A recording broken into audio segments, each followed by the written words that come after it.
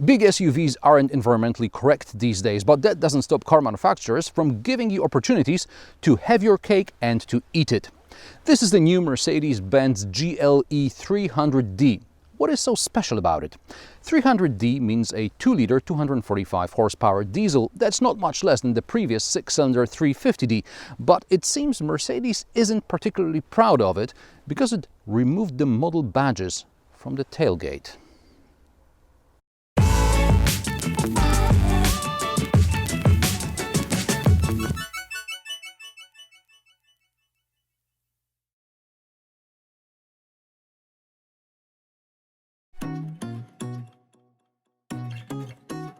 This test GLE with AMG package looks as if it just left a gym for cars. I like the widened lower part of the body. Folded mirrors don't even go beyond the car outline. The 22-inch wheels with wide tires are definitely a statement. And then around the grille, the wheels and the tailgate there are some elements optimized for better aerodynamics. Drag coefficient in the new GLE dropped to 0.29 from 0.34 in the model it replaces. The new GLE is also considerably larger than its already big predecessor. At over 492 centimeters in length, it is almost 11 centimeters longer. The width is up by 1 centimeter to 195, but the car is also 2.5 centimeters lower at 177 centimeters. Meanwhile, the wheelbase grew by a generous 8 centimeters and is now almost 3 meters. The boot has 630 liters capacity, out of which about 450 is here above the floor and the rest is underneath in this rather awkwardly shaped space, which will disappear if you order the third row of seats. There are 2 shopping bag hooks and elastic net here on the side for your bits and bobs. For some reason, Mercedes doesn't give you these levers to fold the seats, so you either have to go around or you have to order electrically folding seats. Now, the floor, to keep it up in place, you have to use a string and a hook like that. For some reason, Mercedes doesn't use struts. The BMW floor stays open on a strut, and a 3-liter BMW is still lighter than a 2.9-liter diesel GLE. A side note here, I'm comparing cars with comparable engines. In the previous generation, BMW X5 was available with a 2-liter diesel. I drove it, and as far as I can recall, it was decent enough. However, I suspect an average BMW customer had a different opinion on the matter, and the G05 no longer has a 2-liter diesel. Going back to the Mercedes, let's check out the rear seats. There's enough space here to dance the can-can. There are also large door bins, 2 climate control zones, 2 USB-C ports and a place for 2 phones, 2 cup holders in the armrest, and finally, folding the backrests doesn't require lifting the seats. From behind the wheel, it's clearly a new car. Mercedes got rid of the traditional dials and a protruding center display. Instead, there is now a double display wide display screen incorporated in the dash. I like the Saab-like continuation of the air vents across the dash, even if they're difficult to clean. The central display is a touchscreen, but if you don't like cleaning fingerprints, you can also use one of the 2 touchpads to control the infotainment system or use voice commands. You can even talk to your GLE. How does that work? Watch my reviews of the Mercedes-Benz Sprinter, the A-Class and the B-Class, links in the description below this video. There is a very bright interior light in the passenger compartment as well as in the boot. And Mercedes didn't forget about ambient lighting, which you can also change with voice commands. Ambient lighting also changes for a moment when someone changes the climate control settings. Mercedes-Benz claims this is a kind of sort of off-road capable vehicle. We'll get to that in a moment. Hence the 2 off-roady sturdy handles down here. Between them is an equally sturdy cover for the cup holders, an induction charger and 2 USB-C ports. There is also a rocker to adjust the suspension height and another rocker to change the drive modes, which replaced the knob in the previous generation. There is also a good-sized glove box with perfumes inside, and also decent size storage here under the armrest with 2 USB-C ports as well. There are also very generous door bins, so there's place to store all your bits and bobs all over the place. I mean, you're just going to be fine.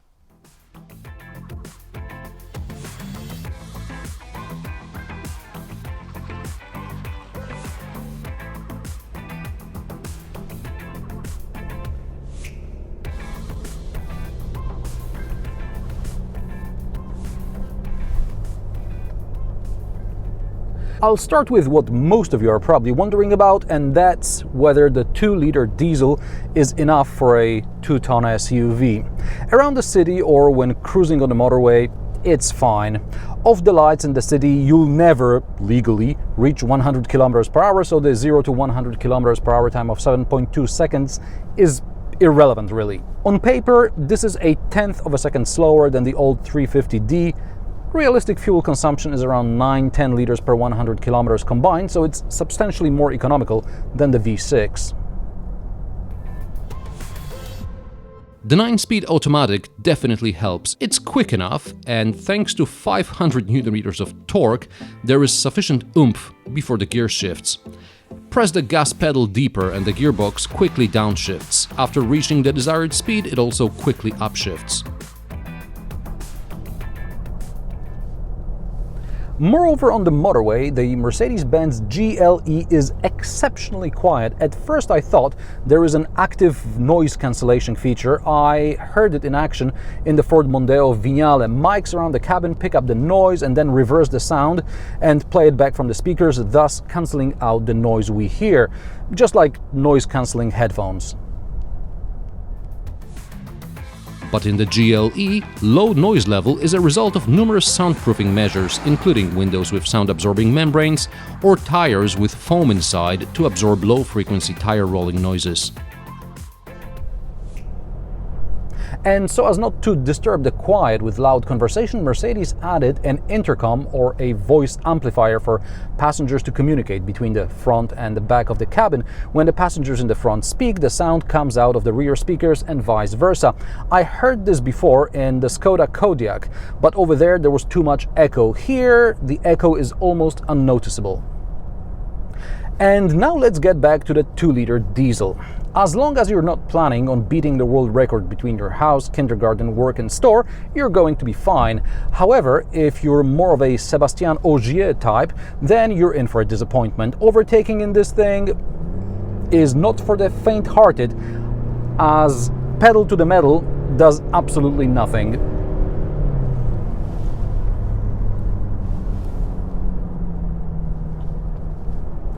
Also, the brakes leave a lot to be desired. I drove this car twice within several weeks and I asked Mercedes to have a look at the brakes before recording this review. I was told this is normal. Corners are not the GLE's forte either. Perhaps it's better with the active suspension, but I'm recording this early on in the production cycle, so no test cars with active suspension were available on the press fleet. This test car also leans when driven fast through the corners, and it likes to understeer. The 4-cylinder cars get the less sophisticated all-wheel drive system with constant 50-50 torque split. The more powerful models get all-wheel drive with multi-plate clutch, which can split the torque between the front and rear from 0 to 100% depending on the situation. Which leads us to off-roading prowess. If you're planning to leave the tarmac, definitely get the 6-cylinder version, because then you get a more advanced all-wheel drive as standard. And if you're really into rock crawling and mud plowing, there is also an advanced engineering off-road pack available, which features among others a low transfer case. It also gets better approach departure angles as well as more ground clearance. This test car, for example, has up to 260mm ground clearance with the air suspension and can wade in water up to 50 cm deep. With the off-road pack, ground clearance is up to 290mm and wading depth is 60 cm. On paper, the off-road pack GLE should be better off-road than the BMW X5 with its version of the off-road pack. However, this test car is limited by the ESP. Turn it off and it will barely make it across a not very complicated obstacle. It's not what this car is for.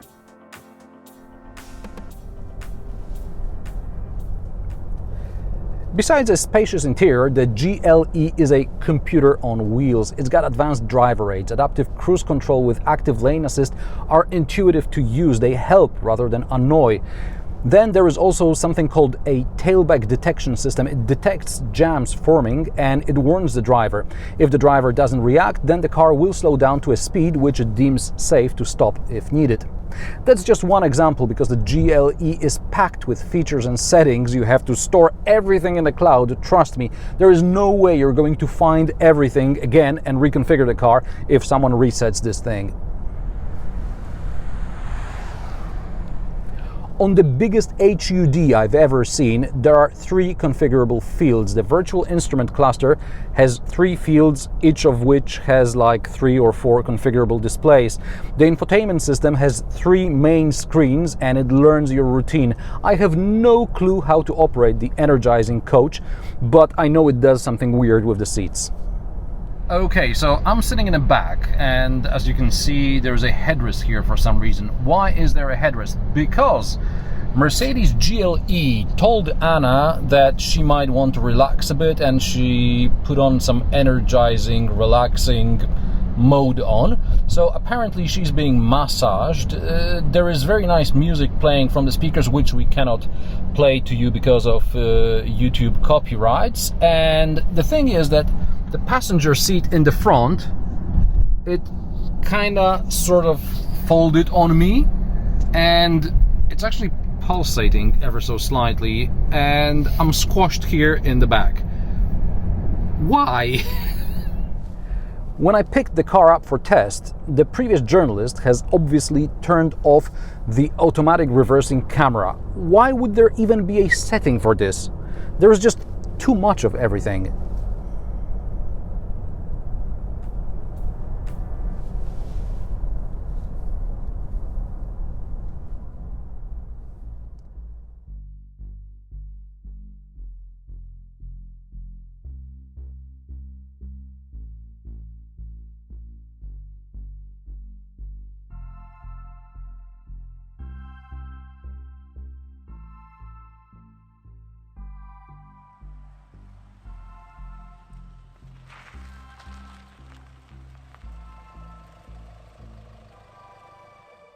Doors still don't cover the sills, but there is a well-integrated step.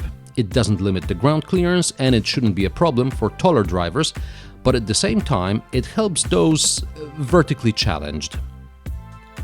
Prices of the V167 Mercedes-Benz GLE start at €67,000 for the 300d model. This test car has more than €30,000 worth of options on it, bringing the total price to just over 100 grand, with notable items on the list including the AMG line exterior for 3,600, AMG wheels for over 2 grand, and leather interior for just as much. The rest is just a long list of smaller items that add up, like it is often the case when specifying premium cars.